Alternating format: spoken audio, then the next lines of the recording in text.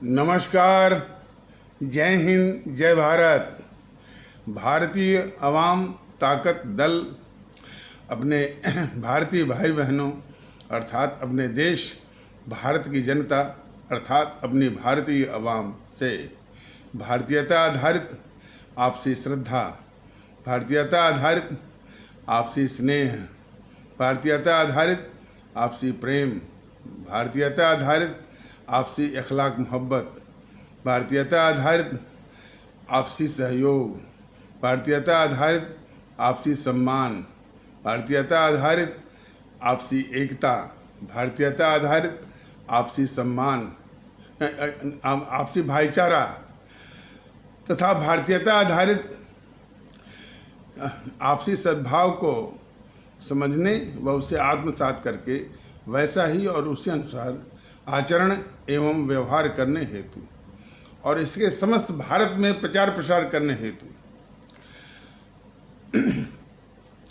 और प्रत्येक देशवासी को इसकी अहमियत और महत्व को समझाकर उसे अपनाते हुए वैसा ही और उसी अनुसार आचरण एवं व्यवहार करने हेतु और प्रत्येक देशवासी को अपना ही भारतीय भाई बहन मानकर, समझकर, अपनाकर उनके साथ वैसा ही और उसी अनुसार आचरण एवं व्यवहार करने हेतु सतत, सदैव और हमेशा अदब के साथ, आदर के साथ अर्ज करता है, विनती करता है।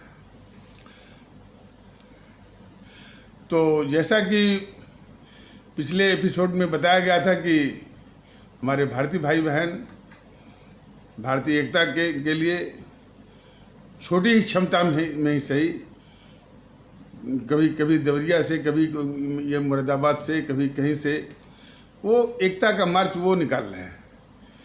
एकता ज़रूरी है, इस हकीकत को वो प्रदर्शित कर रहे हैं। इसलिए भारतीय समाज के जो अन्य तबके हैं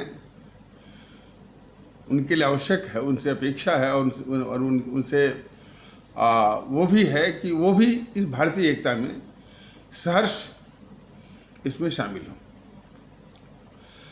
तो सर्वप्रथम हम हालांकि बॉलीवुड आज कैसे कैसे लोगों का आधिपत्य के शिकंजे में जकड़ गया है, कहने की आवश्यकता नहीं है। लेकिन वो फिल्म के संगीत निर्देशक के रूप में एक थे, बहुत बड़ी हस्ती थे, शंकर जयकिशन। और उनका जीवन परिचय करने की जरूरत नहीं है क्योंकि हमारा आपका विषय दूसरा है। तो उनकी विशेषता थी कि हर क्षेत्र में उनकी पकड़ थी। शास्त्रीय संगीत में भी लोग कहते थे कि नहीं, लेकिन जब शास्त्रीय संगीत का भी वक्त आता था तो वो अच्छे से अच्छे, यहाँ तक कि वो नौशाद साहब को भी टक्कर देने में सक्षम थे वो। तो उन्हीं की बनाई हुई एक भजन है फिल्म सीमा से, तू प्यार के सागर है, तेरी एक बूंद के प्यासे हम,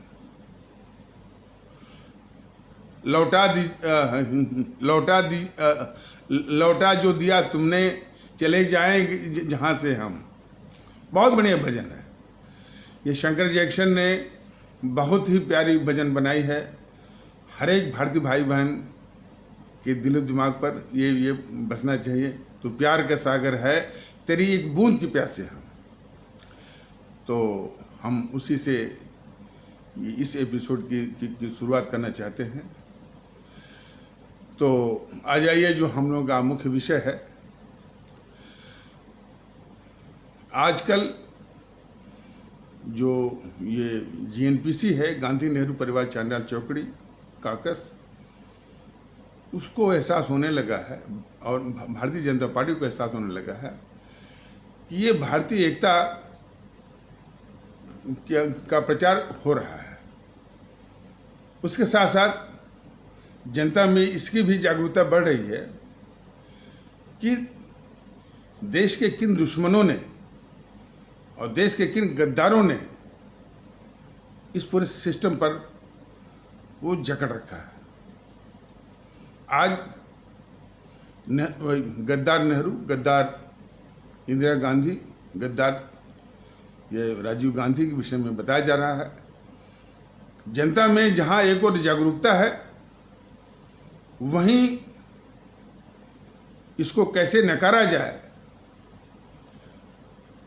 इसकी भी एक रणनीति जो है, एक साजिश बनाई जा रही है।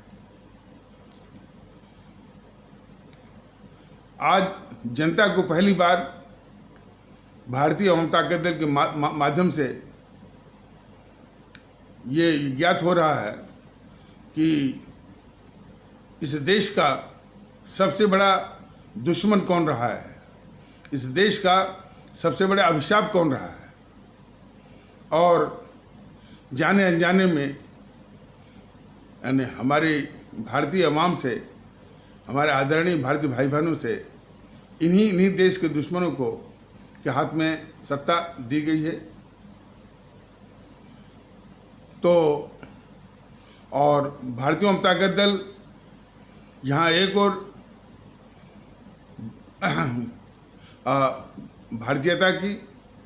भारतीयता आधारित एकता, सद्भाव, भाईचारा, अखलाक, मोहब्बत, प्रेम, स्नेह, श्रद्धा, सहयोग, सम्मान सभी कुछ विकसित करने का निवेदन कर रहा है।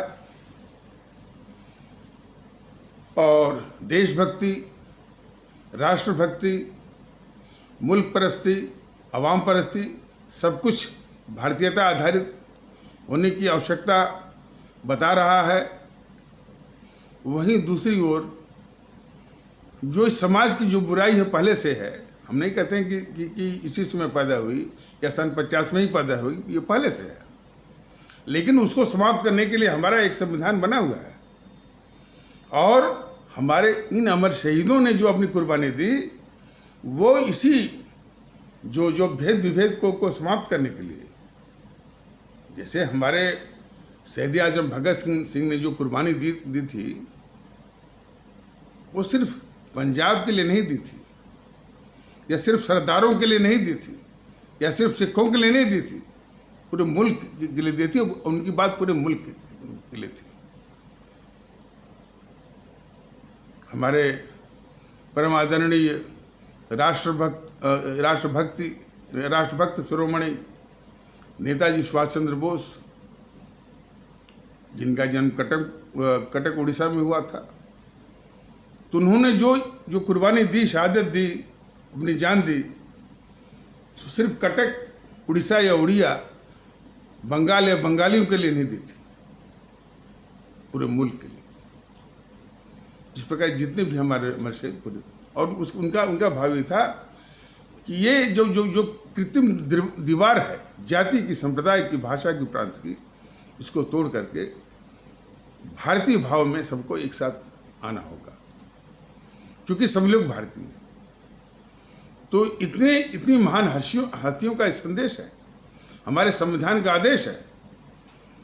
तो इसमें भारतीय जनता दल का कोई बहुत बड़ा योगदान नहीं, वो तो उन्हीं के आदर्शों पर चलने के लिए अपनी भारतीय आवाम से कह रहा है।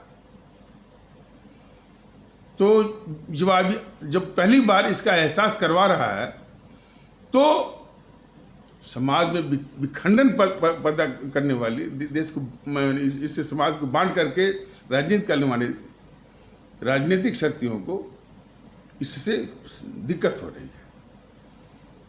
और सबसे बड़ी दिक्कत किसको हो रही है? जो राष्ट्रवाद का मुखौटा पहने हुए है, जिसने राष्ट्रवाद पर दो लोकसभा, राष्ट्रवाद के मुद्दे पर दो लोकसभा चुनाव जीते,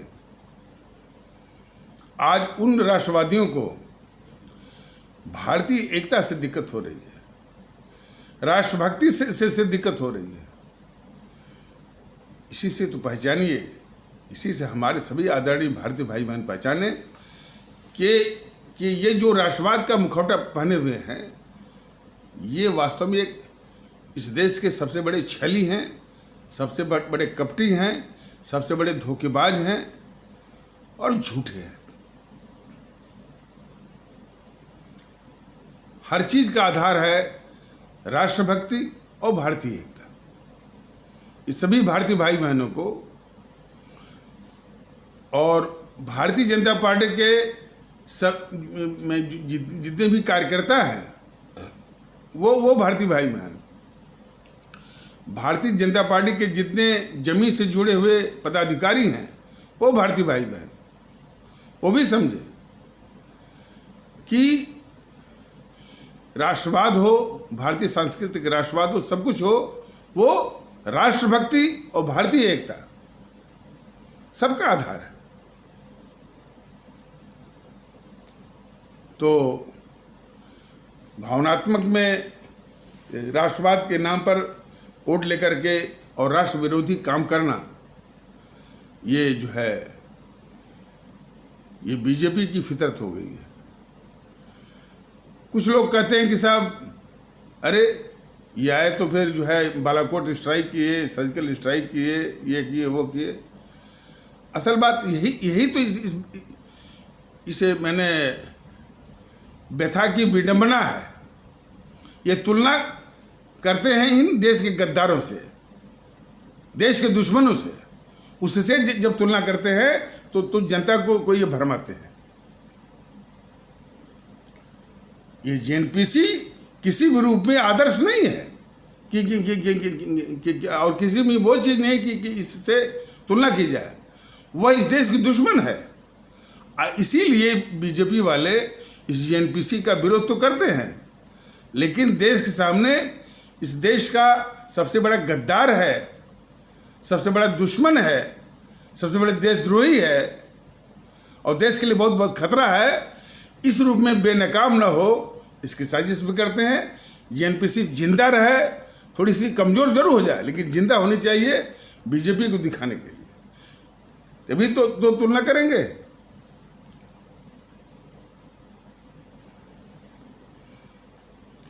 अब देखिए, देश के सामने जो है कोई भी मौका हो, अब बिल्कुल निष्पक्ष मन से जरा देखिए, जो इनके सामने जितने भी मुद्दे हैं, 370 35 से हटाए, तमगा लूटा, 370 और 35 से हटाना तो तभी वो कर सकते थे।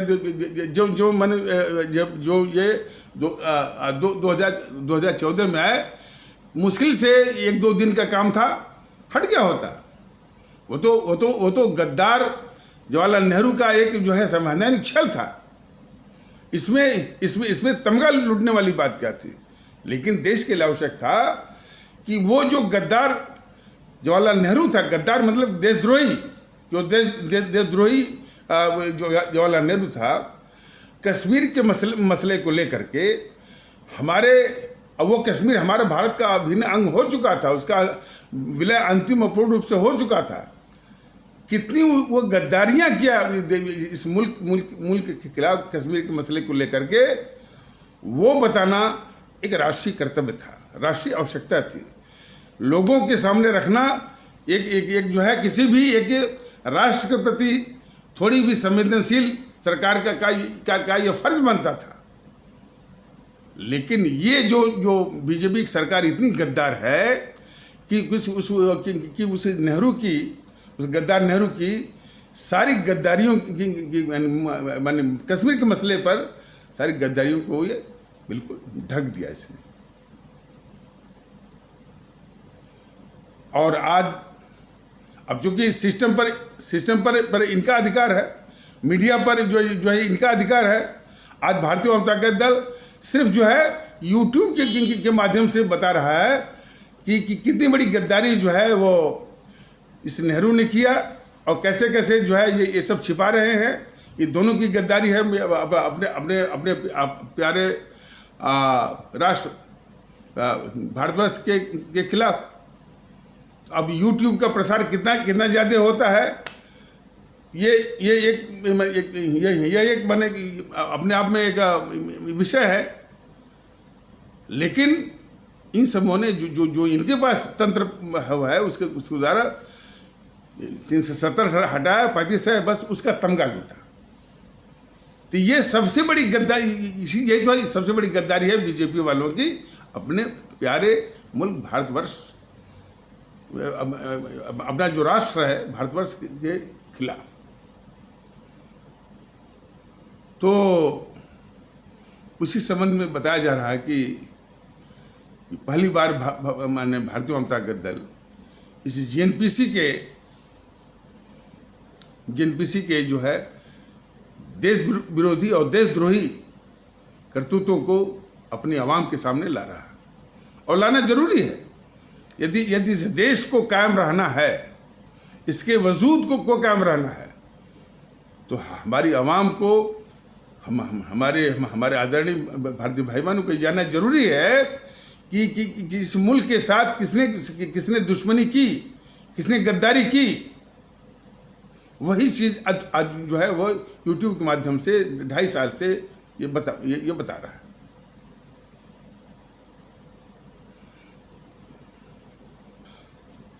उनमें सबसे बड़ी साजिश है आजादी के नाम पर इस देश का बंटवारा और 25 से 30 लाख लोगों की, भारतीय भाई बहनों की जान।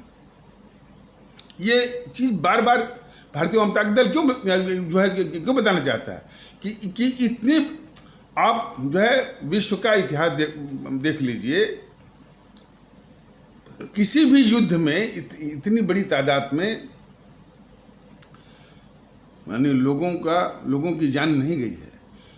विश्व युद्ध प्रथम, विश्व युद्ध और विश्व युद्ध द्वितीय में भी देख लीजिए तो मैंने 10,000, 25,000, 10,000, 25,000, 30,000 लोगों की जान गई है, लेकिन 25 से 30 लाख किसी भी युद्ध में नहीं। और ये तो युद्ध था भी नहीं, ये तो आजादी के नाम पर जो है वो आजादी के नाम पर सत्ता हथियाई गई, और फिर आबादी का वो हस्तांतरण, वैमनस्य फैला, और किनके बीच में, जिन्होंने आजादी की लड़ाई लड़ी उनके बीच में। तो किसी तरह से भारतीय मानस पटेल पर ये बात बिल्कुल उसको विश्लेषणात्मक एनालिटिकल मस्तिष्क से आप देखेंगे तो ये डाइजेस्ट नहीं होगा, पचेगा नहीं ये। आजादी के नाम पर देश का बंटवारा, और भारतीय जनता दल ने बराबर बताया है कि यह सत्ता हथियाने का एक साजिश की ये कहानी है, और उसी के चलते देश बांटा गया है।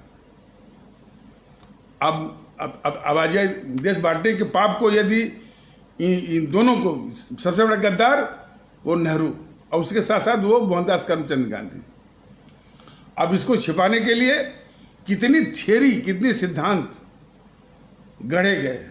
पहला सिद्धांत कि साहब 2 नेशन थियरी, 2 राष्ट्र, यानी 2 समुदाय तो 2 राष्ट्र। और ये तथ्य हमारे आदरणीय भारतीय भाई बहनों को के सामने छिपाया गया कि हमारे माने जो हमारा देश था, और जिन पर ये इल्ज़ाम मढ़ते हैं कि ये मुसलमानों के कारण जो है ये देश बटा है, 90% इस्लाम आस्था वाले भारतीय भाई बहनों ने बंटवारे के खिलाफ मतदान किया हुआ है। मैं फिर से कह दे रहा हूँ, 90% इस्लाम आस्था वाले भारतीय भाई बहनों ने बंटवारे के खिलाफ जो है वो मतदान किया हुआ है। तो ये इस तरह की जो एक सिद्धांत गढ़ा जाता है कि 2 नेशन थियरी और 2 समुदाय के आधार पर ये बटा है, ये बिल्कुल गलत है। और ये करता कौन है? यही 2, जेएनपीसी कांग्रेस और उसके साथ जुड़ी हुई आरएसएस। यही कि 2 नेशन थियरी होगी तो जिन्ना को लपेटने में आसानी होगी। जिन्ना के कुछ वक्तव्य हैं इस टाइप के, यदि कोई इतिहास पढ़ेगा तो जो इनकी चालें हैं, जो गद्दार मोहनदास करमचंद गांधी को किस तरह से वो इस्तेमाल करता था कांग्रेस को, और कांग्रेस को इस्तेमाल करके ये गद्दार नेहरू को आगे करता था, तो उसको देख करके प्रतिक्रिया स्वरूप में वो कभी कभी बोलता था इनको, तो वो इनकी आंखों में खटकता बहुत था। तो हर तरह से ये जेएनपीसी कांग्रेस वाले इस जिन्ना को बदनाम करने के लिए तमाम वो साजिशें वो करते थे। अब जैसे प्रधानमंत्री का पद ही हुआ, वो कांग्रेस में इस गद्दार नेहरू को कोई चाहता ही नहीं था, तो हर एक कोई तो नहीं झुक जाएगा। तो जब देखा कि भाई ये गद्दार मोहनदास करमचंद गांधी जो है सरदार पटेल को भी दबा दिया नेहरू को सत्ता दिलाने के लिए, तब इन्होंने वो दावा ठोक दिया। तो दवा ठोकना ही इनकी जो है इनका दिमाग जो है वो बौखला गया। इनके मैंने सबसे बड़ी किरकिरी साबित हुई। तो बस ये साजिश होने लगी भाई कि इसको कैसे शांत किया जाए।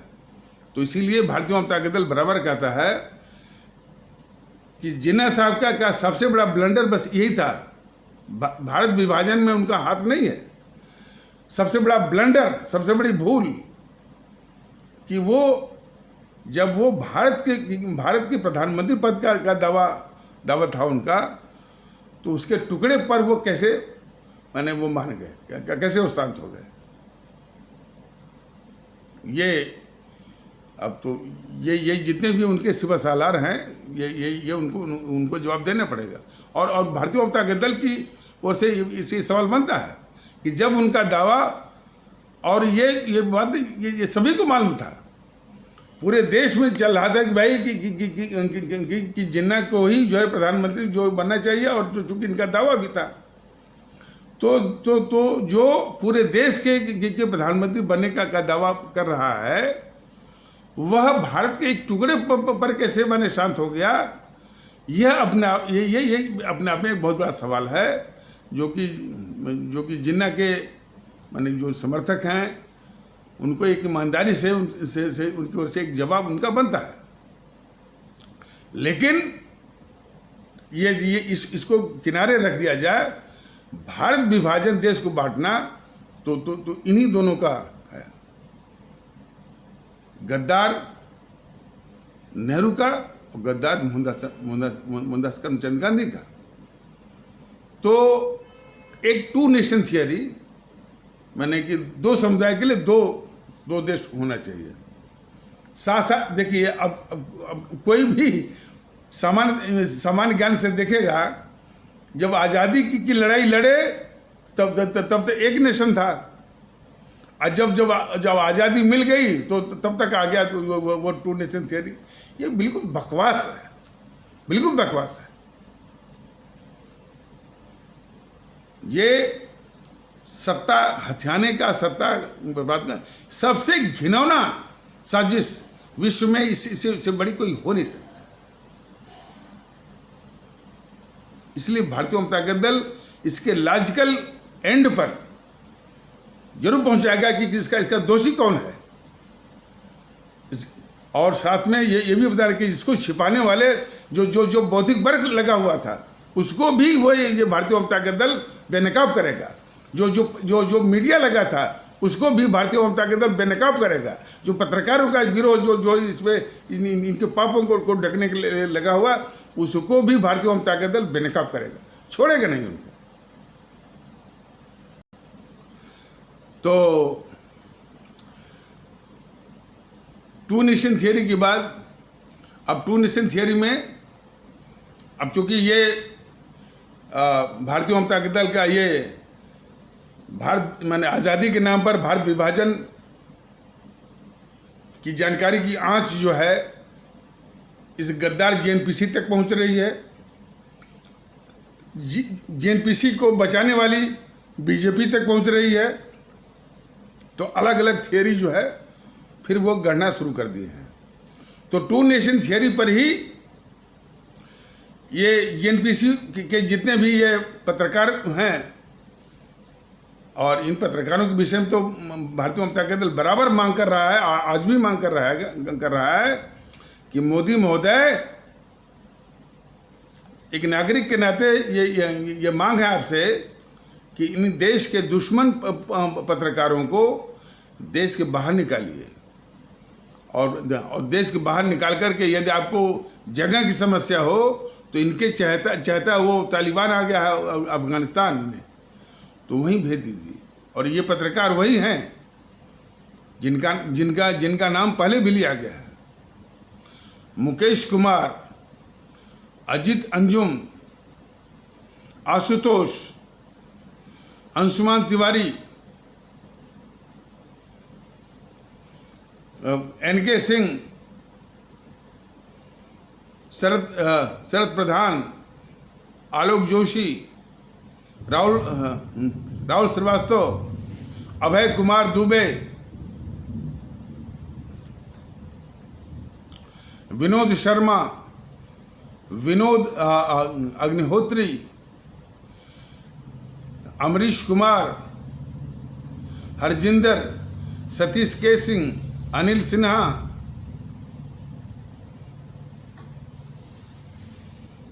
इस तरह के सब आते रहते हैं। और एक कोई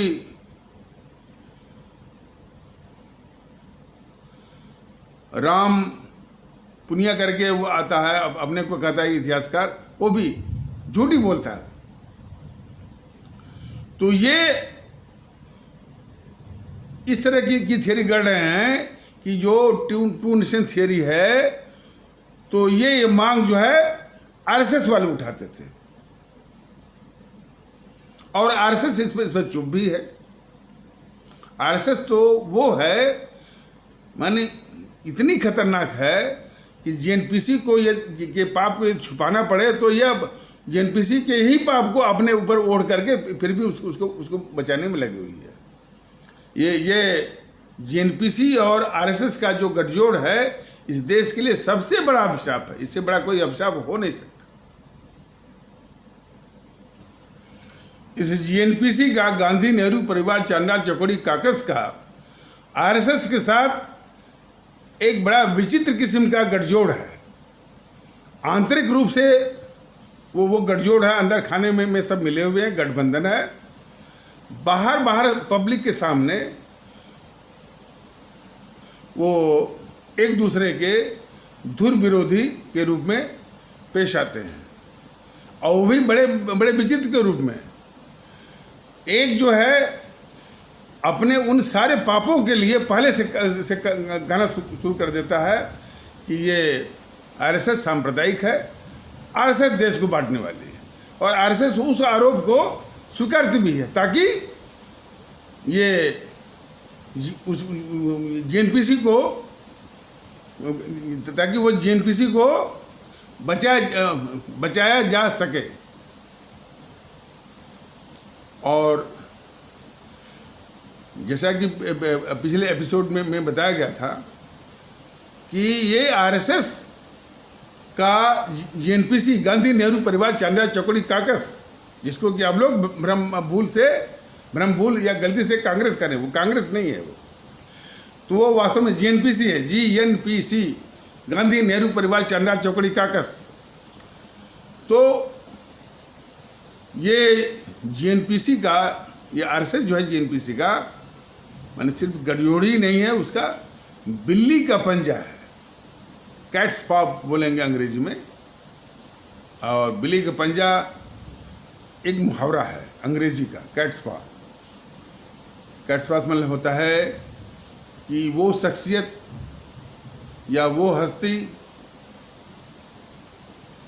वो किसी दूसरे के लिए वो काम करे जो कि वो किसी और के बूते का ना हो, किसी और की कैपेसिटी का ना हो। तो वाकई में आरएसएस के अलावा ये कौन कह सकता है कि जो हमारा राष्ट्र भारत के संविधान से चलता है, नियंत्रित है, आदेशित है, निर्देशित है, मैंडेटेड है, सब कुछ है। इसलिए भारत गणराज्य है, भारतीय गणतंत्र है, इंडियन रिपब्लिक है। उसको झुठला कर बोलता है ये हिंदू राष्ट्र है। ये कौन कर सकता है? और उस हिंदू राष्ट्र से प्रभावित होकर के हमारे इस्लाम आस्था वाले भारतीय भाई बहन आज 60-70 सालों से इसी उलझन में पड़े हुए कि भाई ये हिंदू राष्ट्र है कि क्या है, फलाने ढेकाने। और कितने तो इस पर राजनीति भी चालू कर दी है, जिससे असदुद्दीन गिरोह सिर्फ हिंदू राष्ट्र के विरोध में वो अपनी राजनीति वो चमका रहा है। तो बताइए। अच्छा, और इसी के चलते जब वो दहशत में, भ्रम में या उसके शिकार हो गए हमारे इस्लाम आस्था वाले भारतीय भाई बहनों का समाज, तो उनको वोट बैंक की तरह इस्तेमाल किया और बहुत बुरी तरह इस्तेमाल किया। और फिर ये हुआ कि भाई उसके सबसे बड़े दुश्मन बीजेपी और आरएसएस वाले हो गए। और फिर हमारे इस्लाम आस्था वाले भारतीय भाई बहनों के समाज में न बिजली, न पानी, न सड़क, न सुरक्षा, न शिक्षा, न स्वास्थ्य, कुछ नहीं। बस एक ही मुद्दा, बीजेपी को हराना। और आज भी शायद कुछ होगा जरूर, बीजेपी को हराना, और कोई मुद्दा नहीं। और होड़ लगती थी कि मैं बीजेपी को हराऊंगा, मैं बीजेपी को हराऊंगा, हमको वोट दो। ये इसके पीछे आरएसएस ही है जिसने हिंदू राष्ट्र की बात कही। जो चीज अस्तित्व में नहीं है उसके लिए जो झूठ बोलना, झूठ बोल करके पूरे देश में जो है ये एक जो है भ्रम और दहशत फैलाना, ये काम आरएसएस का ही कर सकती है। इसलिए कौन जेएनपीसी जो कि इस देश की सबसे बड़ी अभिशाप है, उसके लिए जो है सत्ता में बिठाने का ये काम आरएसएस ने किया। और इसको हमारे भारत गणराज्य को, इंडियन रिपब्लिक को और भारतीय गणतंत्र को इसने हिंदू राष्ट्र बोल करके पूरी कौम को, हमारे इस्लाम आस्था वाले भारतीय भाई बहनों के समाज को जो है बिल्कुल वोट बैंक की तरह। अब उस वोट बैंक पर कितनों की नज़र पड़ गई। पहले तो जेएनपीसी ने इस्तेमाल किया, फिर इसके बाद जो है समाजवादी आए, फिर इसके बाद मायावती आई, फिर इसके बाद जो है टीएमसी वाले। अब टीएमसी सबसे बड़ी जो है वो इस वोट बैंक का इस्तेमाल कर रही है पश्चिम बंगाल में, सभी कर रहे हैं। और इसके पीछे वही जो आरएसएस आज भी झूठ बोलती है हिंदू राष्ट्र वाली। हिंदू राष्ट्र का कहीं पर कोई अस्तित्व नहीं है। तो ये है यानी जेएनपीसी, गांधी नेहरू परिवार, चंडाल चौकड़ी, कागज का कैट्स पा, बिल्ली का पंजा। तो जो ये पत्रकार हैं, जो अभी नाम बताया गया है, ये बड़े खतरनाक दुश्मन हैं इस देश के, भारत के। और भारतीय जनता दल बराबर निवेदन कर रहा है अपने आदरणीय प्रधानमंत्री श्री मोदी जी से कि इनको निकाल करके इनका जो चहेता तालिबान है उसके पास भेज दीजिए। वो बहुत अच्छे से इनको निपटा देगा और खातिर कर देगा वहाँ पर। लेकिन इनको भारत में रहने के एक पल भी जो है रहना इस देश के लिए खतरे से खाली नहीं। ये सारे मुकेश कुमार और अजित अंजुम, आशुतोष, सौरभ द्विवेदी और एनके सिंह और जो है ये शरद प्रधान, अशोक वानखेड़े, राहुल श्रीवास्तव, अभय दुबे और ये छोटे किस्म के हैं वो अंशुमान तिवारी।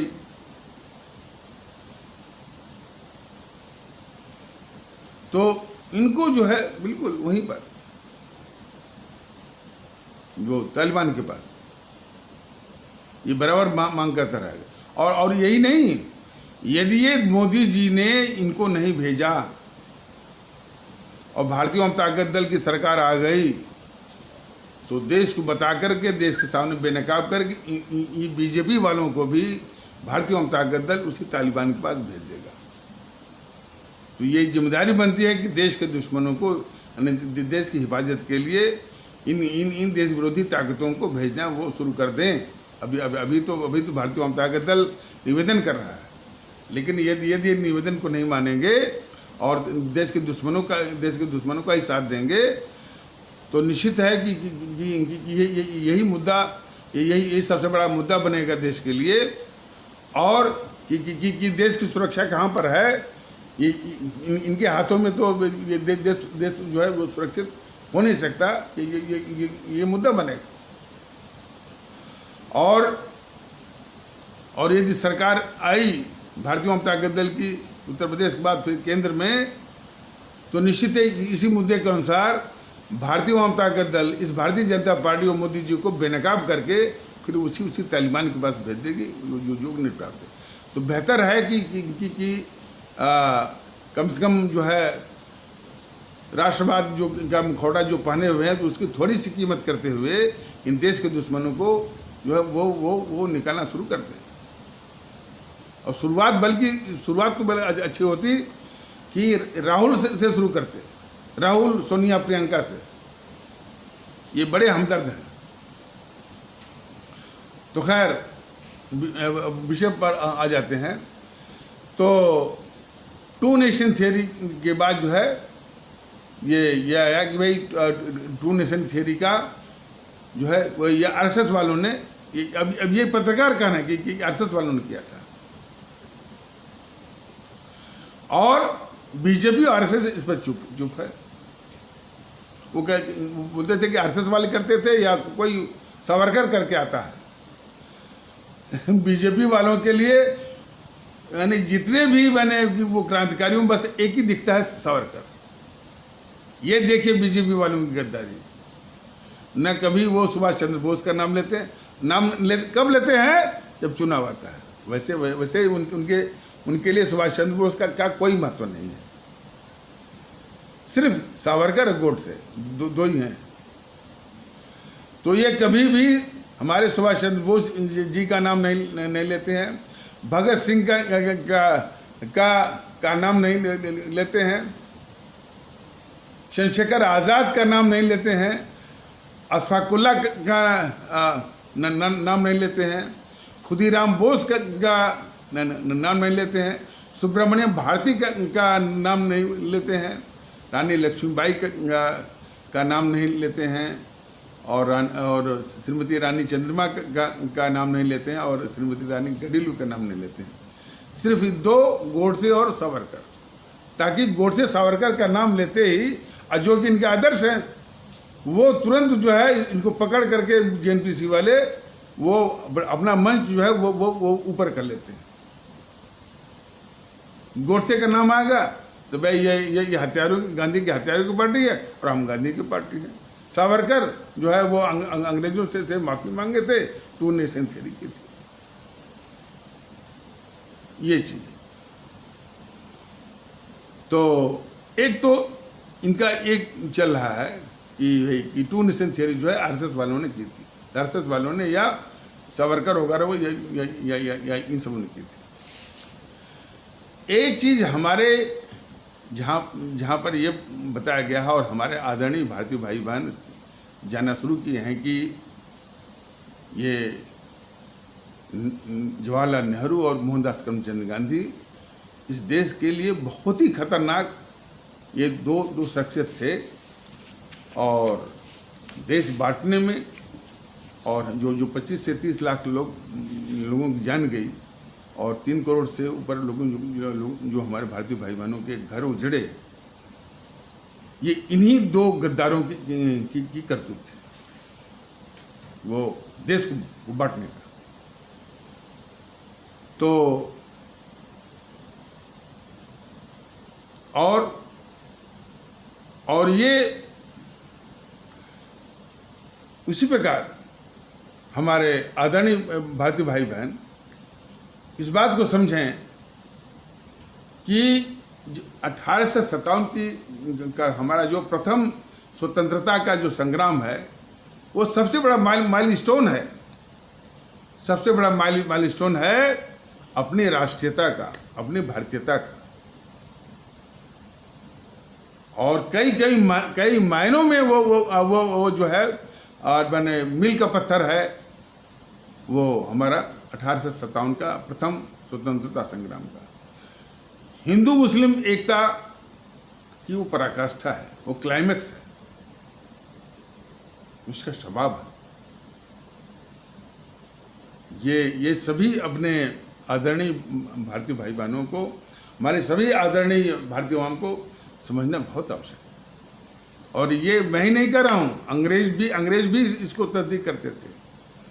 और इसलिए अंग्रेजों ने ठान लिया था कि यदि भारत पर हुकूमत करना है तो जो हिंदू मुस्लिम एकता है इसको तोड़ करके रखना होगा।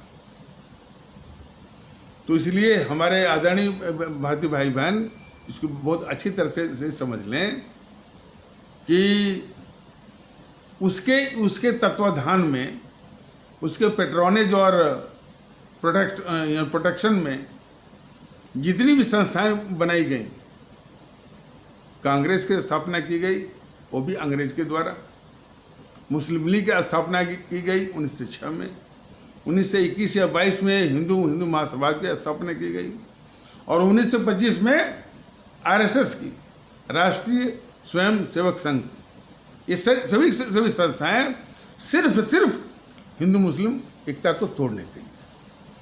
तो जेएनपीसी इस देश की सबसे बड़ी हिंदू मुस्लिम एकता को तोड़ने वाली एक संस्था है। मुस्लिम लीग भी है।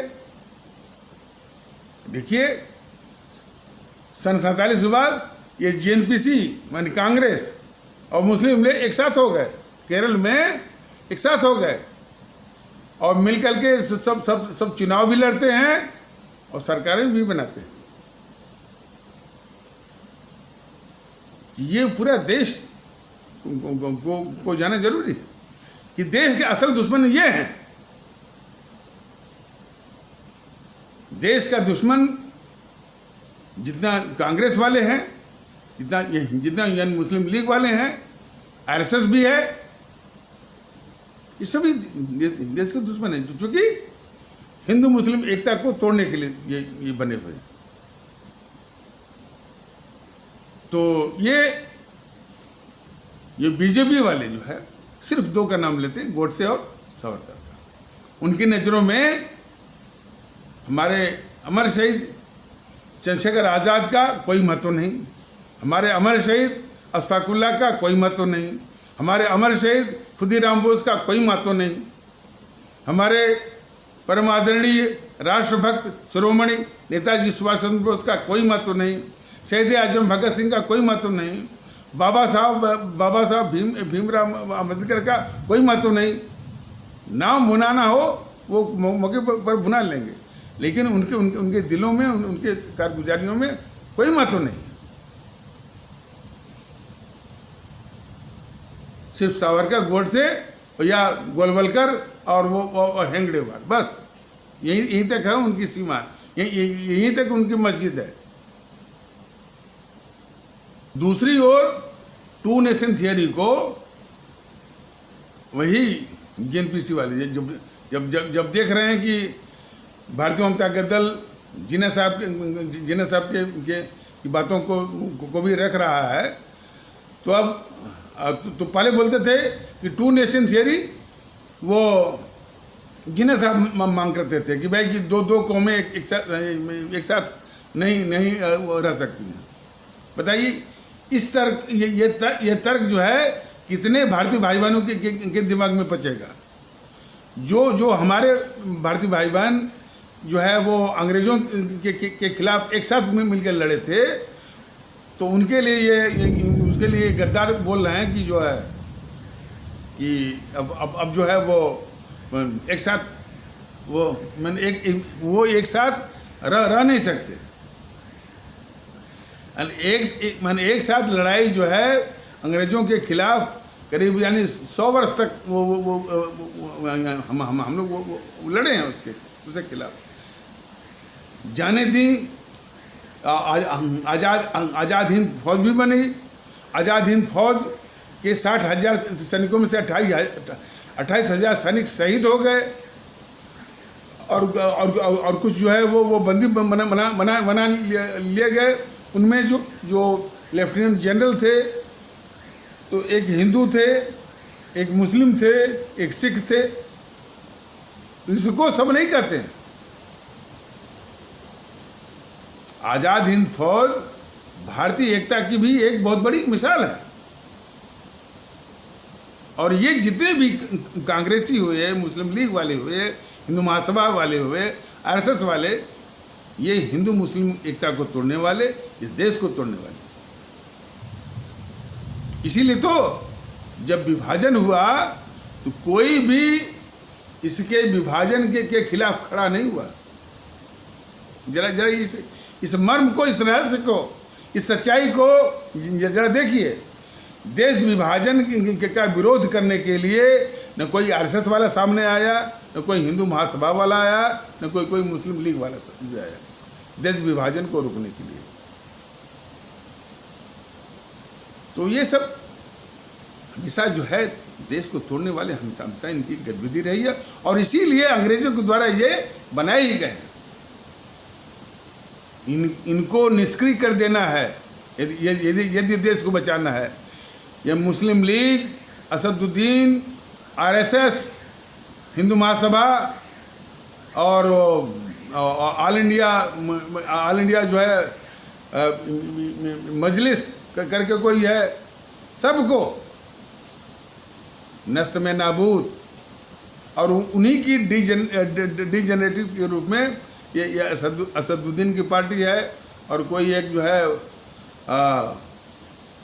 वो बनाया था ना, वो पश्चिम बंगाल में नेशनल सेकुलर फ्रंट, NSF, इस टाइप से बनाते रहते। सेकुलर रख लेंगे। सेकुलर क्या है? सबसे बड़ा छल करने वाला। और इसी लिहाज से वो इंदिरा गांधी वो इमरजेंसी में वो सेकुलर शब्द वो डलवाई थी। सोशलिस्ट और इंटीग्रिटी दो शब्द के साथ इसको भी वो डलवा दिया था, सेकुलर शब्द। अब सेकुलर माने जितने भी देश के दुश्मन हैं, जितने भी समाज के दुश्मन हैं, जितने भी भ्रष्टाचारी हैं।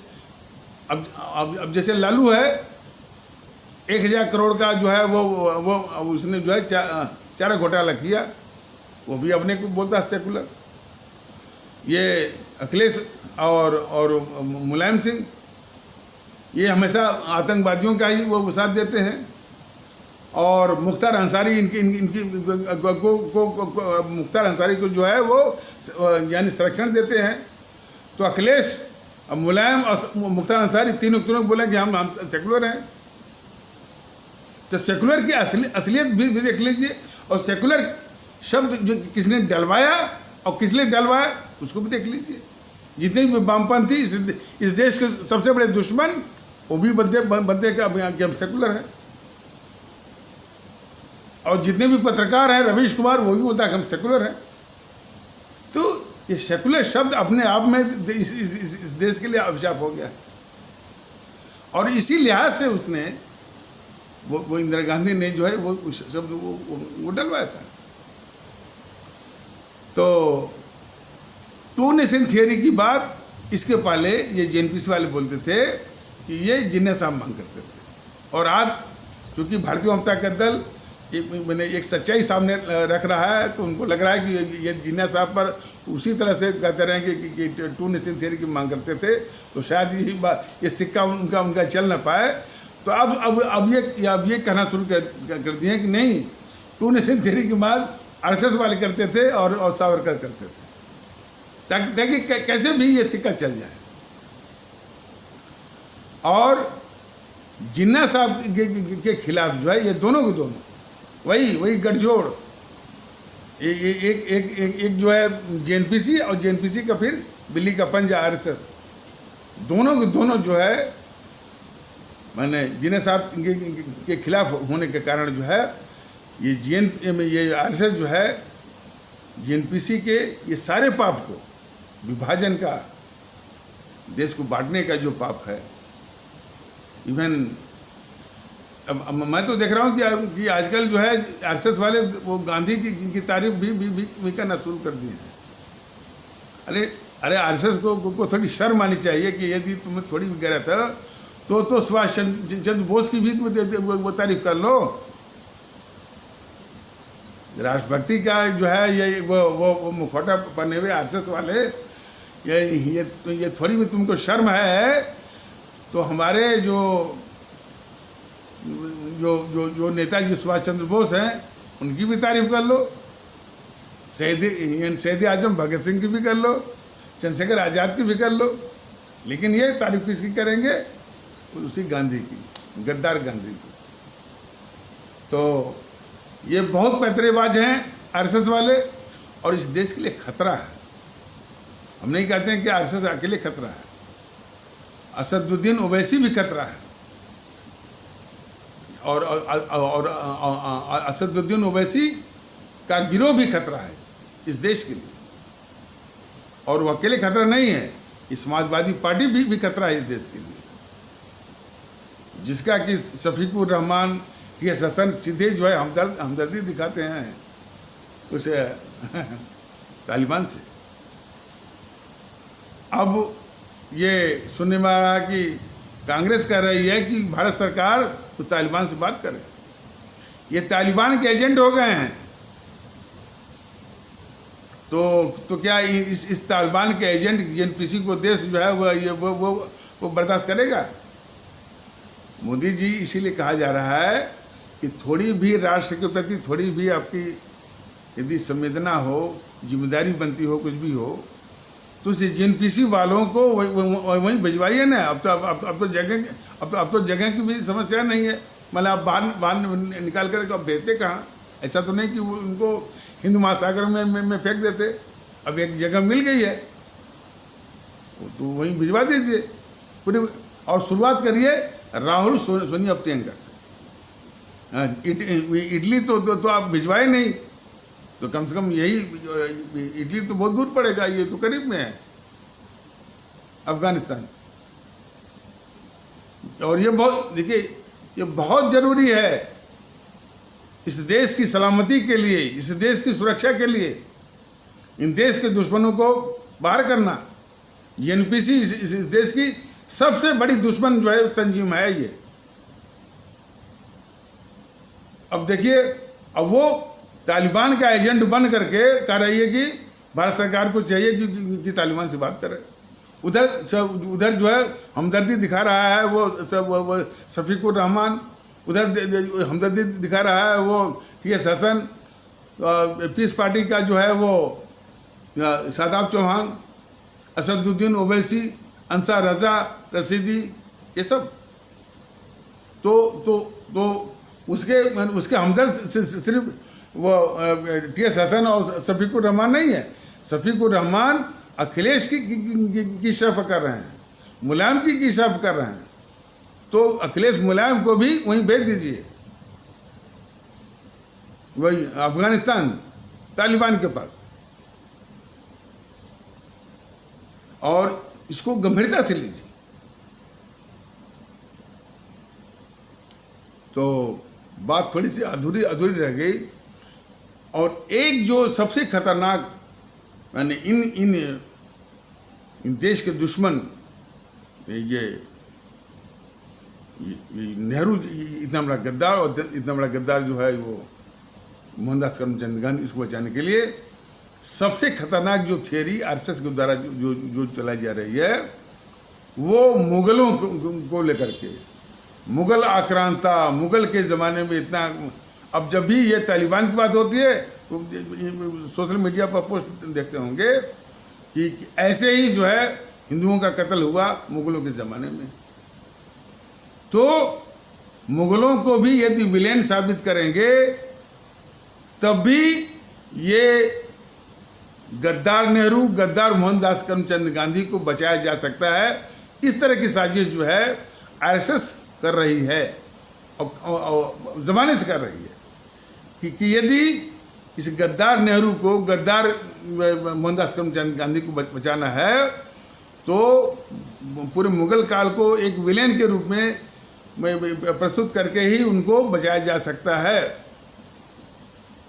ये एक साजिश आरएसएस कर रही है। इसे आरएसएस की ओर से तमाम सोशल मीडिया में इस तरह की गंदगी देखने को मिलती है और उसी गंदगी का एक नतीजा है कि पिंकी चौधरी जैसे लोग इस्लाम आस्था वाले जो है वो भारतीय भाई बहनों के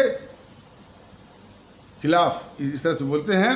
और इतना ही नहीं, वो नरेशानंद ये गाजियाबाद में किसी मठ वगैरह में रहता है और फिर इसी आग में घी डालने का काम वो बांग्लादेश से आ रहा है। कह रहा है कि वो कौन है भाई, वो नरेशानंद, उसका सर काटने के लिए हम जो है वो कुछ कट्टरवादी हैं इस्लाम आस्था वाले। कह रहे हैं कि इनका सर काट के जो लाएगा तो उसको मैं वो इतना वो पैसा देंगे। तो इस तरह की आग डालने वाले तमाम हैं। तो खैर वो बांग्लादेश में देख लिया जाएगा।